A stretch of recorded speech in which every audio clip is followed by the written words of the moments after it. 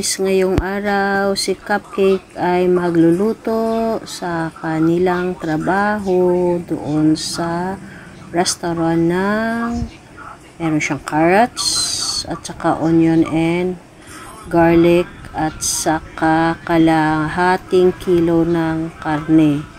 So, hinalo niya yung karne ng baboy at saka baka. Ayan, meron siyang carrots na slice na cubes. Slice into cubes. Ayan, nasutin siya ng garlic at saka onion sa kawali. Ayan. Sute lang ng kaunti. Then, lagyan niya yung karne. Ayan. Lagyan siya ng karne. Ayan. Siyempre, habang naka-saute siya guys, pwede din kayo maglagay niya ng black pepper para mas mabango siya.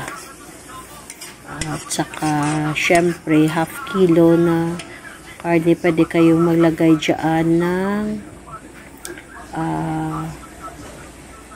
1 tablespoon of salt, then half teaspoon of black pepper.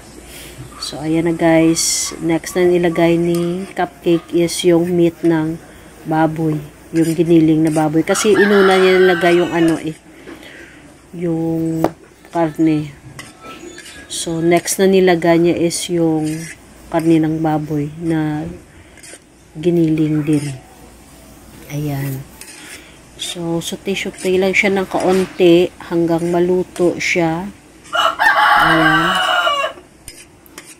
Ayan, so, mabango na siya. Ayan. Then, pag naluto na yung karne, guys, pwede na siya ilagay yung carrots. Ayan na. Nilagay na ng Cupcake ng carrots. Ayan. So, guys, hindi na siguro napakita ni Cupcake. Naglagay siya ng asin at saka black pepper. Kasi nahirapan siyang nagluluto habang hinahawakan yung cellphone. Ayan. Then, pwede din kayo maglagay dyan ng tuyo. 3 tablespoon na tuyo, guys. Ayan, nakita ko naglagay siya ng tuyo.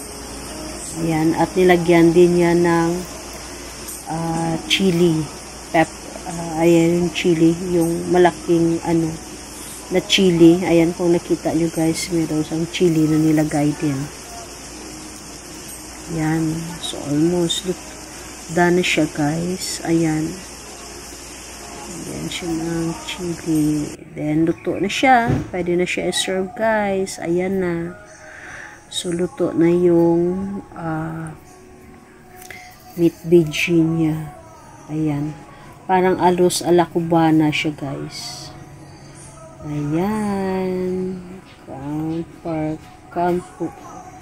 Ayan na. So, nilagay na ni Cupcake sa kanilang counter. Ayan. Meron siya niluto ahead of time na salami, itlog, at saka chorizo. At ito yung niluto niya. Thanks for watching!